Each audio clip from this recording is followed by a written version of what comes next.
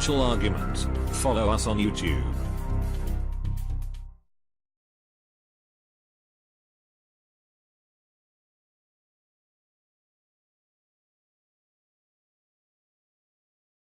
Let's get into the economic collapse financial news. Now, we've been looking at the entire economy and each sector on how each one is contracting, and we've been watching this for a very long time. And as we move forward throughout this year and as we keep going, we can see that contraction continually happens. It's not slowing down, things aren't reversing, and all of a sudden everything is getting better. And we can see that retail sales, they are continually contracting. I mean, we've been noting that there are many stores that are closing, many going into bankruptcy.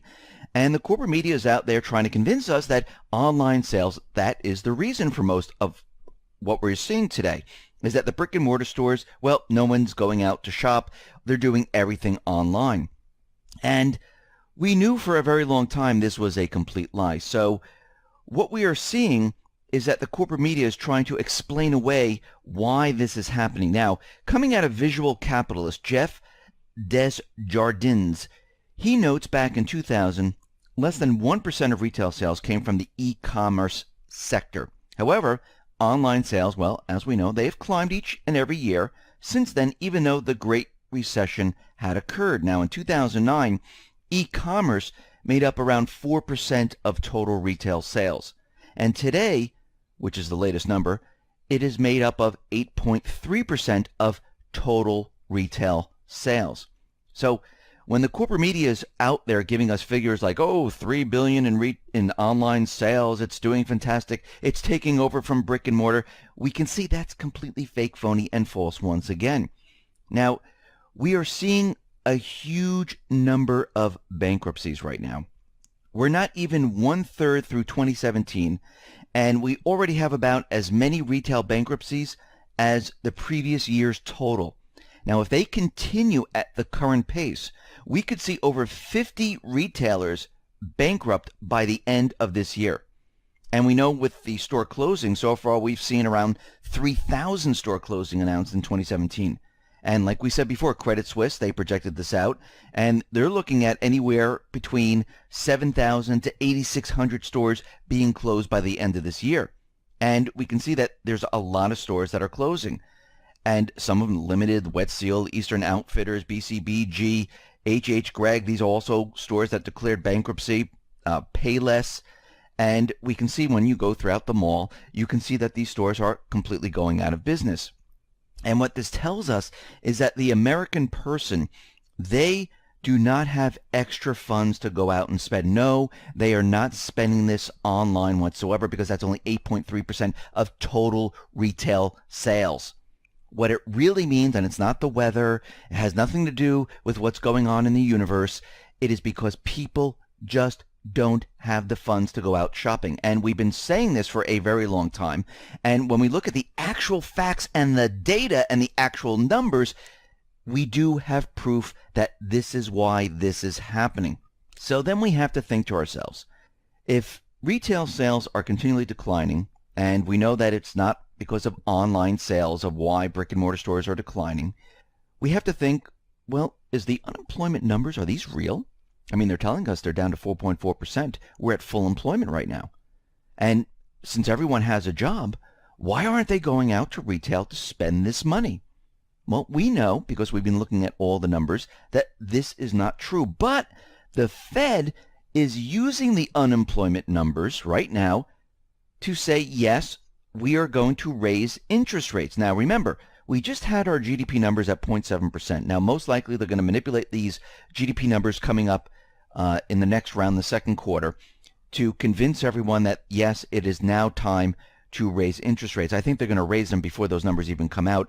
They're going to show the estimate numbers saying, oh, it's around 2%, 1%, we're at full employment, let's raise interest rates. We already get word from John Williams, who's the San Francisco Fed president, and he stands by his outlook saying, listen, we are still going to do 3 to 4 hikes this year. We are beyond full employment right now. And the economy is operating above its potential right now. That's how great the economy is. So there is absolutely no reason why we shouldn't be raising the rates in June. Now, think about what they're saying right now. They're looking at the manipulated unemployment numbers, trying to convince us that everything is fine in this economy, even though there's a projective of 8,600 stores that are going to be closed this year. 3,500 have already closed. We're going to hit around 50 bankruptcies, and all these individuals are losing their jobs. But again, it's manipulated. They're not counted in the unemployment numbers. And we know why they're doing this, because they realize that they cannot support the system the way it is right now. Now, how do we know this? Well, 2 weeks ago, Bank of America caused a little bit of a stir, but the corporate media really didn't publish this because it really wasn't news. And what they did is they calculated that the central banks, mostly the ECB, Bank of Japan, and we know the Fed, well, they control most of this, where they're feeding them a lot of this free money. They've bought about $1 trillion of financial assets just in the first 4 months of 2017, which amounts to $3.6 trillion annualized. This is the largest central bank buying on record. What are they purchasing? They're purchasing stocks. Now, Bank of America's Michael Hartnett noted that the supersized central bank intervention, which he dubbed liquidity supernova, is the best explanation why global stocks and bonds, both annualizing double-digit gains year to date, and this really has nothing to do with Trump, Le Pen, China. It's the central banks that are propping the stock market up. Now, if we go back in time, back to October 2014, Citibank's Matt King calculated that it costs the central banks $200 billion per quarter to avoid a market crash, or as he put it, it takes around $200 billion per quarter just to keep markets from selling off. Now, the Swiss National Bank, well, they purchased a record $17 billion in U.S. equities in just the first quarter, bringing the total U.S. equity long holdings to an all-time high above $80 billion, in the process of soaking up nearly 4 million Apple shares in the first 3 months of this year. And when we look at this, we can see that on the surface, these sums appear vast. However, in the latest weekly report by Deutsche Bank credit strategist Dominic Konstam, well, he finds that something is even more troubling than what we've been talking about. $1 trillion in central bank liquidity year to date, or roughly $250 billion per month, is not enough. The reason is twofold. On one hand, there is the stock of existing central bank assets that keep growing at an exponential pace, which implies that the central banks have to monetize even more assets just to keep the system from becoming unstable or collapsing. So what does this mean for the central bank? It's either they have to up their game, which is going to be very difficult, because what's going to happen in the stock market, which we're seeing right now, is that insiders are getting out. Retail investors are coming into the market, and there's a reason for this, because the central banks realize and understand that they're pumping so much into the market right now that they can't keep this up anymore because it won't matter. And when stocks realize just how insufficient the record $1 trillion in central bank liquidity has become, central banks, which have stepped into every single market correction over the past 7 years with some liquidity supernova, will, for the first time since the financial crisis, be out of tools completely, something that Janet Yellen and the rest know. This is why they need to raise the interest rates. This is why they need to collapse the economy, because they understand and they realize that they brought the system to the point where they can't push it any longer. And they don't want the crash to come from a black swan type of an event. They want to cause it because they want to control the narrative. And this is what we see playing out right now. They're in the process of collapsing this system. Listen, everyone, thanks a lot for listening. Be well, be safe. Let's get into the economic collapse, political and geopolitical news. Now, as we know, the Republicans, they pushed their health care plan through the House. They still have to push it through the Senate. And right now, they're saying, you know something? Let the Senate take their time because we want to do this right? Well, when we look at this health care bill, we know this is not right for the people. And the only way we'll really know that it's right for the people is if the entire government takes on this plan and they drop their health insurance. And I'm talking about the House, the Senate, the President, the Vice President, you name it.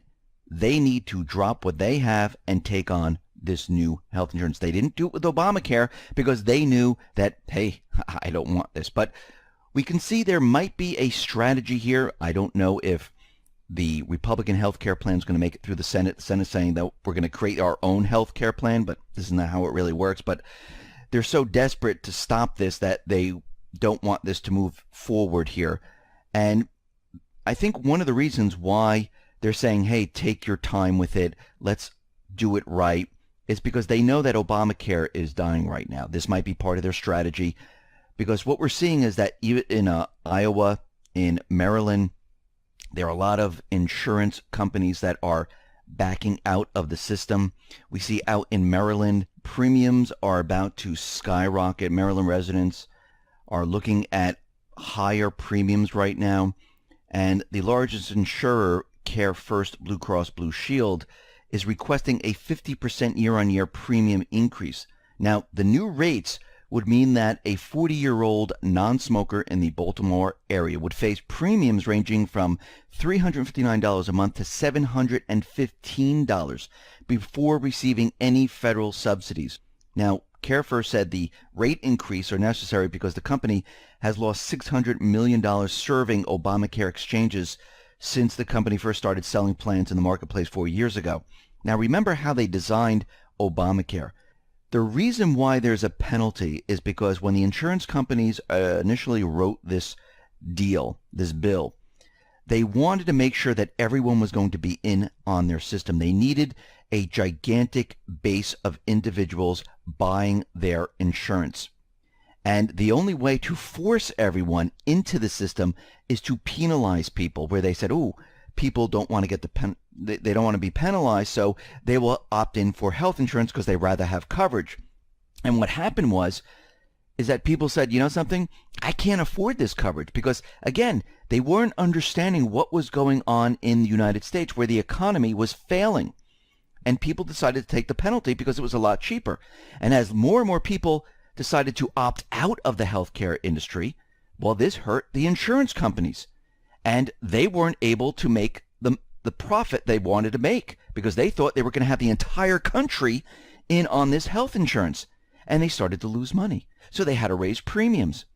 And it got worse and worse as time went on, because what happened was the system was never designed to really help the people. It was designed to make the insurance companies very, very wealthy, because most of the plans had huge deductibles where the insurance companies wouldn't even have to pay out.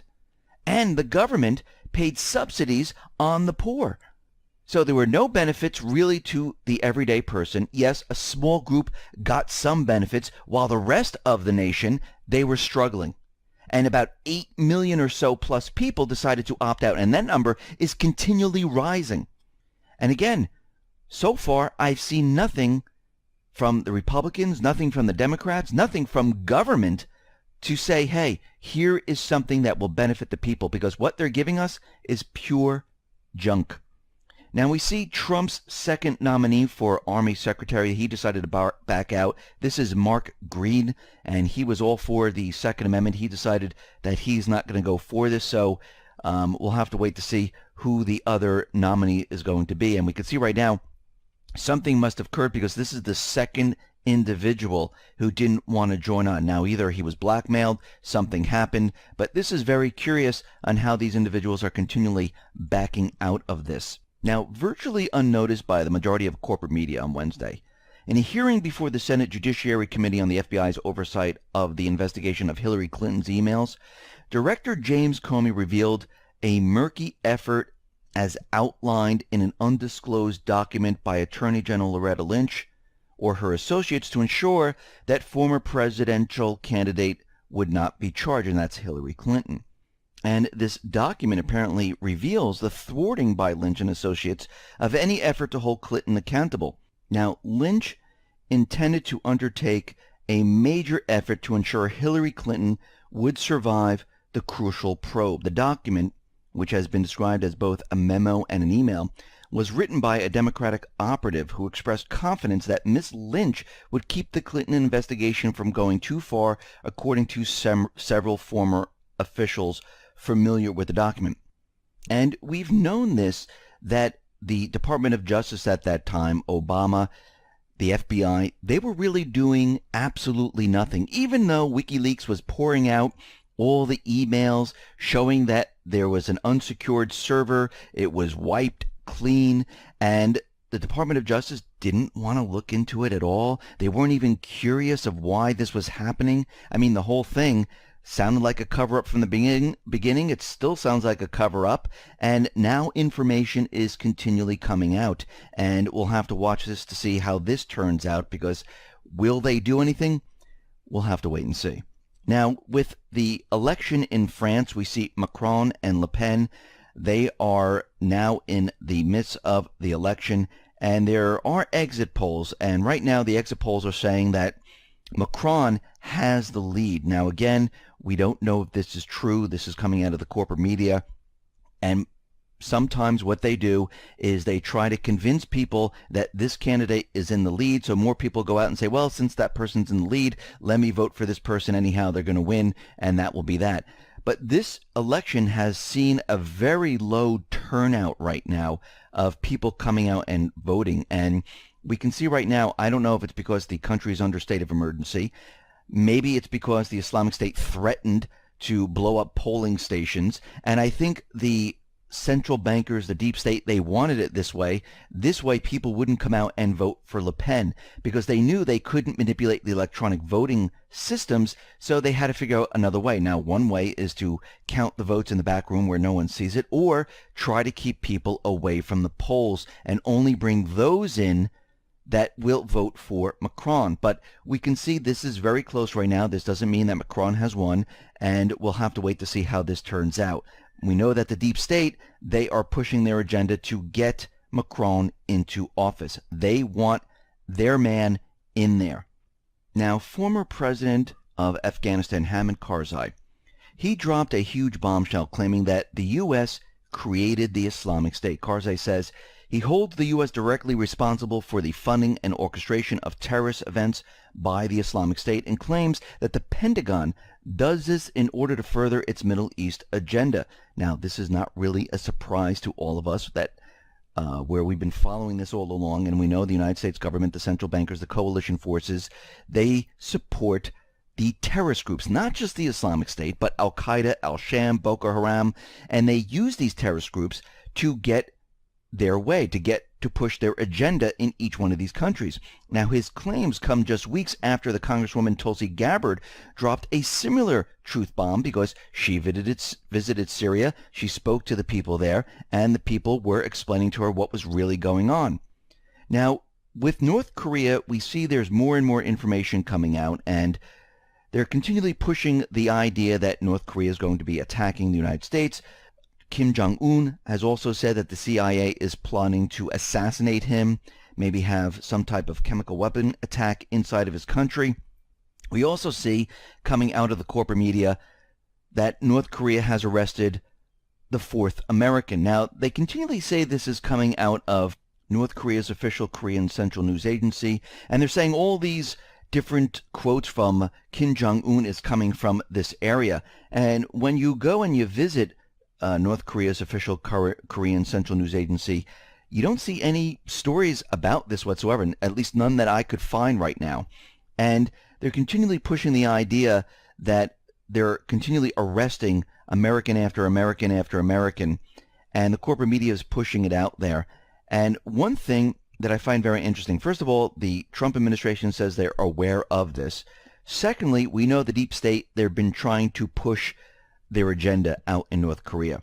And it's just very interesting that Kim Jong-un would start arresting all these individuals at this point, where the United States, China, Russia, Japan, and the rest of the surrounding countries are surrounding him. Why would he provoke the United States like this. It makes no sense because we saw this type of propaganda before out in Syria with the Islamic State, where they were killing journalists, and they produced the videos, they put it out there, and of course it turns out to be fake, phony, and false.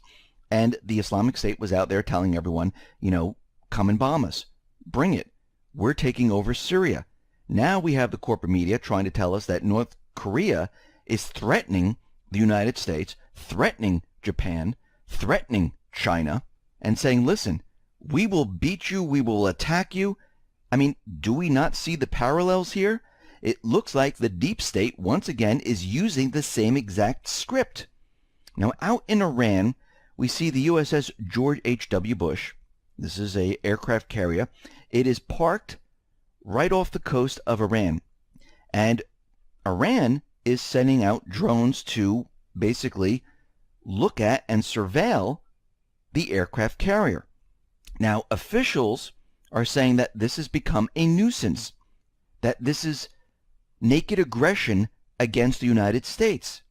U.S. officials have repeatedly made a big deal about Iran having ships off their own coast, while Iranian officials have responded by saying, don't you think a better question is, why is the U.S. warships 7,500 miles away from their own territorial waters and constantly looming around Iran's coast? Now, we have to remember, there's a warship right outside the Iranian coast sitting there. Can you imagine if Iran or Syria or North Korea had one of their ships right off the coast of California, New York, or Florida, and they were just sitting there? How would the United States respond to this?